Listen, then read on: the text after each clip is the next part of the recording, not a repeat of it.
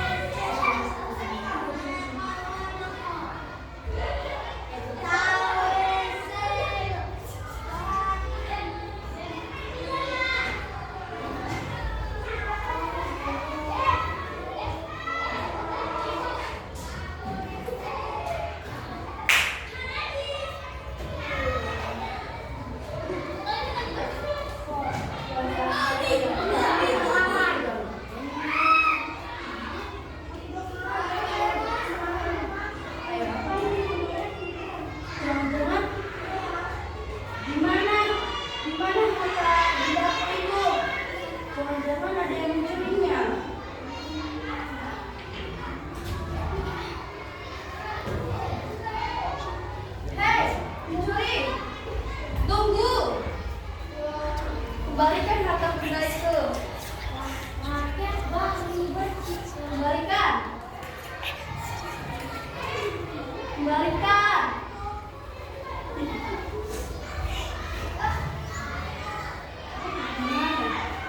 Gimana dia?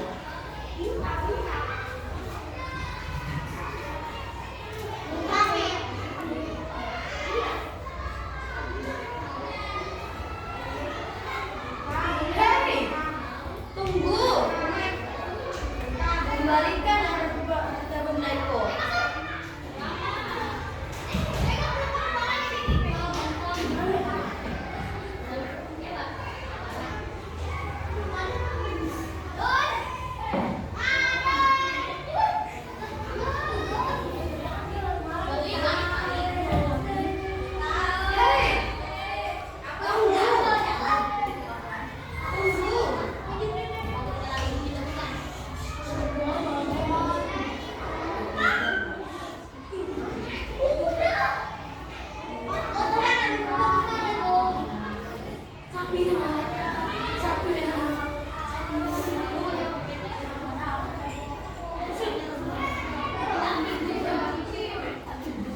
Pada suatu hari, Rangga Gading mencuri kerbau milik warga sebanyak 5 ekor, hanya untuk menunjukkan kesaktian yang dimilikinya. Saat warga mengetahui kerbau-kerbau mereka dicuri, para warga beramai-ramai memburu dan mencari pelakunya.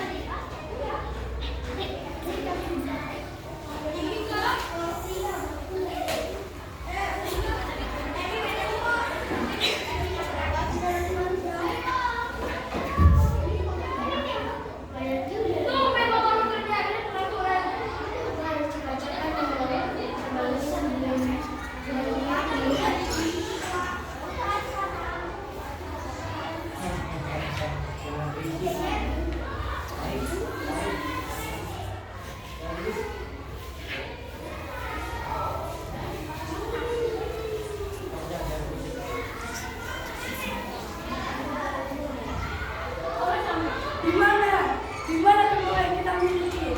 Ya, sepertinya kerbau-kerbau kita telah dicuri. Ayo kita terus menemukan dan mencari pelakunya. Ayo jalan.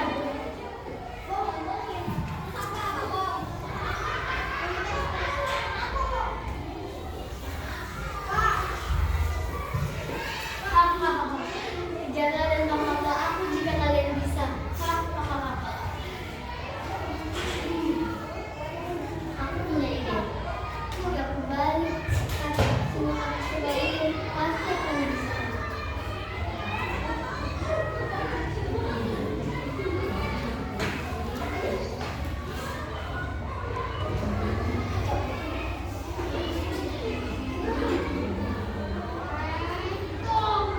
Gading mengubah kaki-kaki kerbau menjadi terbalik, sehingga membuat jejak telapak kaki hewan itu berlawan arah. Warga yang mengikuti jejak itu tertipu. Mereka justru semakin menjauh dari para kerbau.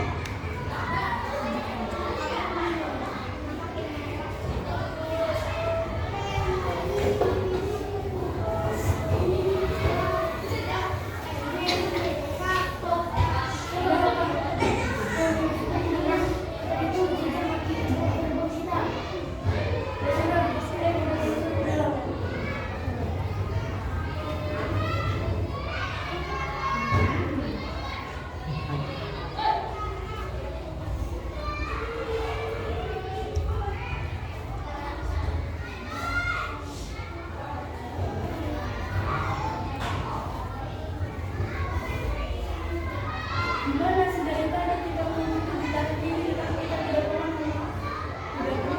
menemukan kerbau itu. Iya, sepertinya itu. Ya sudah. Besok kita ke pasar kerbau untuk mencari kerbau itu. Pastinya membuat yang hebat ini.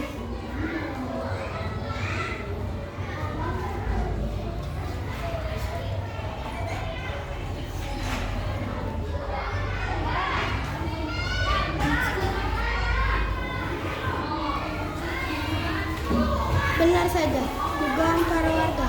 Sebab esok hari Rangga Gading berniat membawa kerbau-kerbau itu menuju pasar. Akan tetapi, kerbau itu dia mengubah tanduk kerbau yang tadinya melengkung ke atas menjadi ke bawah.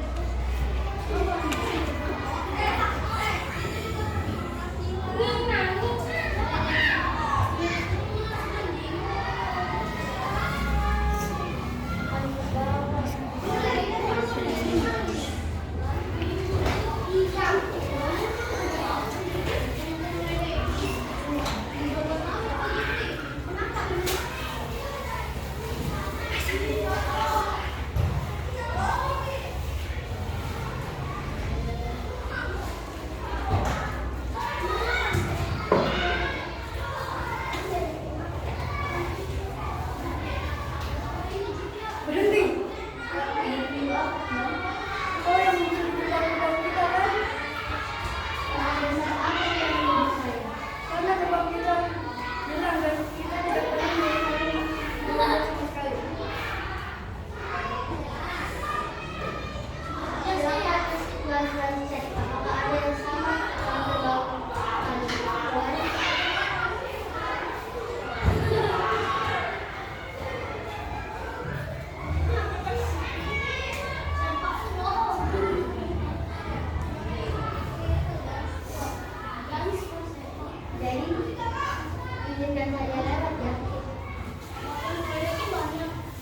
Semua orang hanya bisa menahan amarahnya dan membiarkan Rangga Gading. Maka selamatlah Rangga Gading dari kejaran warga yang ingin menangkapnya.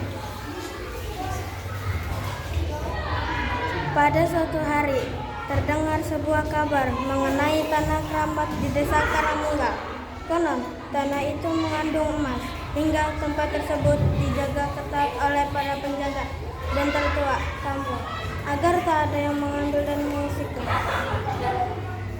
Kabar itu justru membuat Rangga Gading semakin tergiur untuk memilikinya. Tanpa pikir panjang lagi, dan segera naik ke atas pohon kelapa. Setelah sampai di atas, dilepasnya selembar pelepah kelapa. Dengan ilmunya, kelapa itu terbang melayang membawanya menuju desa Karamunggal.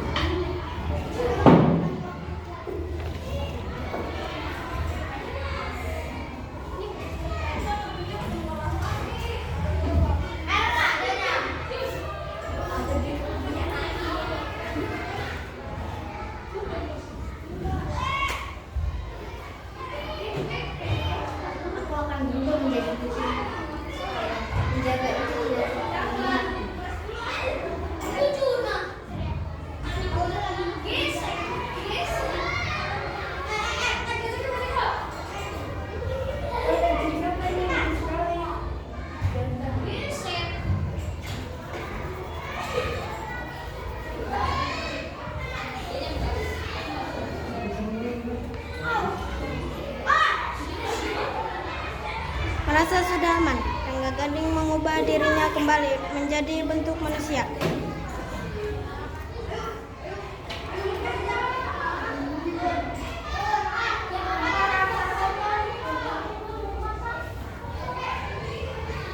Kemudian menggeluki tanah yang mengandung emas itu.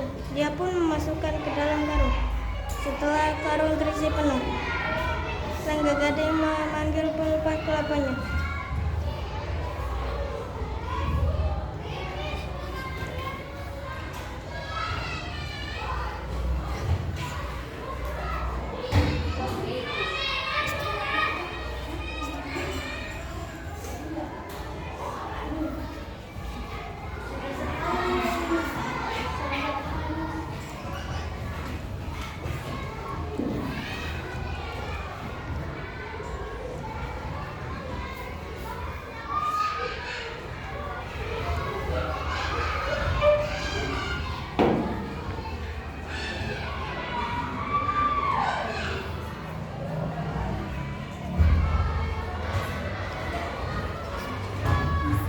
Saat perjalanan pulang, Rangga Gading berhenti sejenak untuk beristirahat.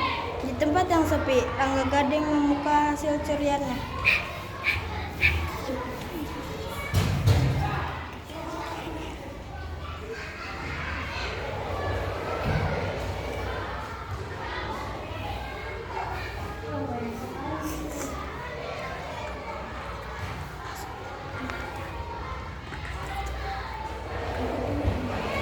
Kemudian menaburkannya di tempat itu dengan tujuan agar tempat itu menjadi keramat. Kemudian Rangga Gading melanjutkan perjalanan. Di tengah perjalanan dia merasa lelah dan memutuskan beristirahat. Karung berisi emas itu ia gantungkan pada sebuah dahan pohon. Panas sekali hari ini.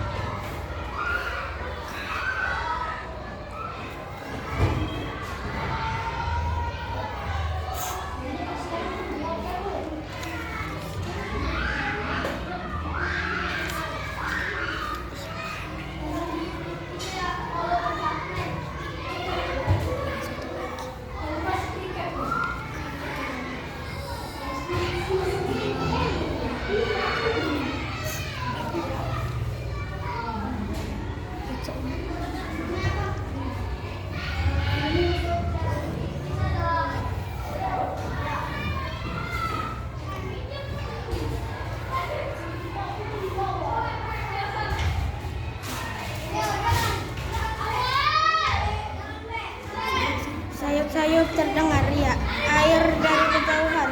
Sejenak dia berpikir, mungkin dengan mandi dapat membuatnya segar kembali. Maka dicarilah sumber air itu. Rangga Gading menyusuri semua belukar hingga akhirnya menemukan sumber air itu.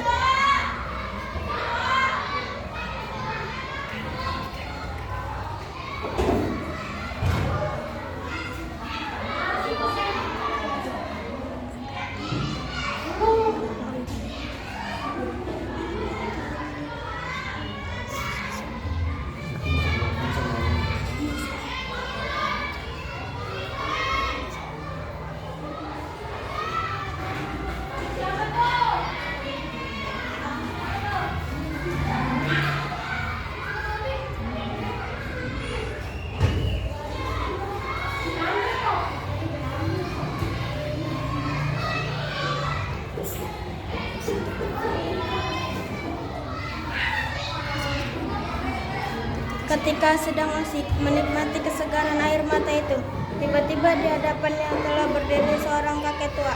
Wajahnya bercahaya dan menggunakan sorban serta jubah putih, menandakan seorang ulama yang tinggi ilmunya. Hei Rangga Gading, sedang apa kau di sini? Siapa kamu? Kau tahu nama kamu? Tak perlu tahu siapa aku. Dan yang masih isi yang ada di dalam karung itu hasil curian, bukan? Itu bukan urusanmu.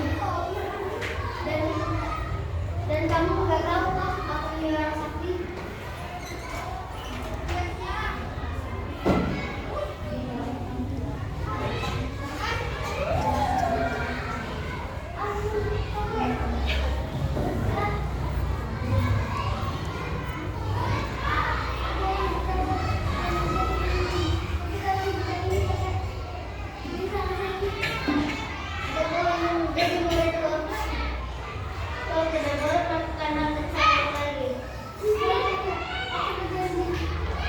Aku lawan.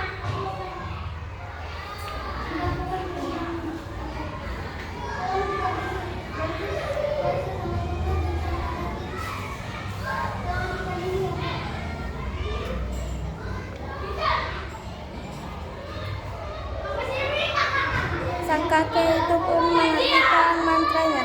Tubuh Rangga Gading pun kembali seperti sedia kala. Dengan patuh, Rangga Gading mengikuti sang kakek menuju padepokan. Padepokan itu milik sang kakek. Di tempat itu, Rangga Gading belajar bagaimana menggunakan ilmu dan kesaktiannya untuk hal-hal yang baik. Rangga Gading belajar sangat tekun.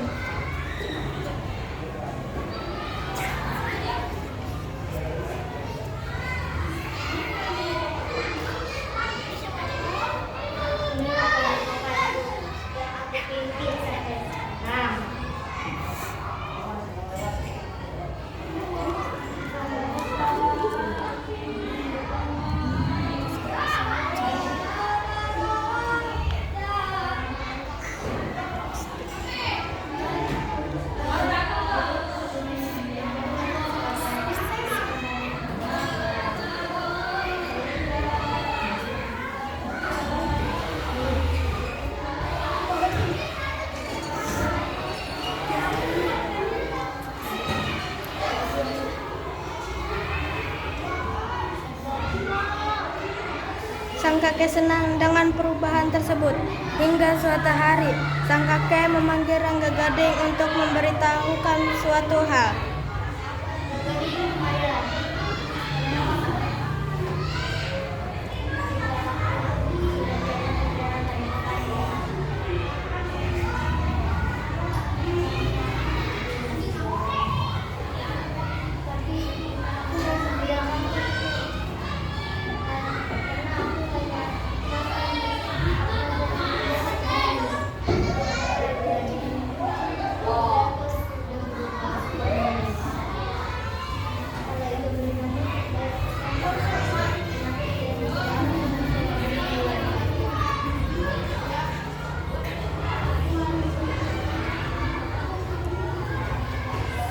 Saat sang guru wafat, Rangga Gading menjadi pemimpin padepokan.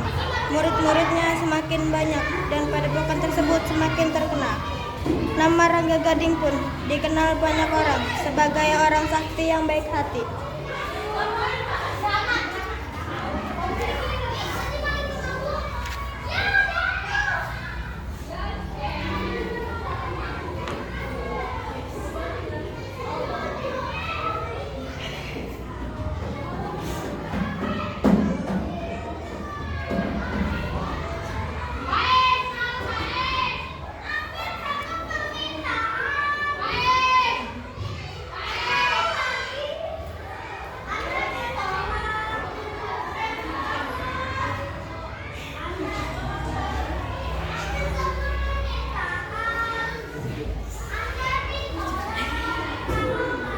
Pada suatu hari, terjadi gempa bumi di padepokan. Rangga Gading hingga membuat padepokan tersebut tertimbun tanah longsor.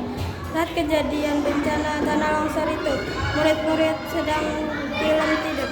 Konon katanya mereka berubah menjadi kodok hingga mengakibatkan tempat itu angker.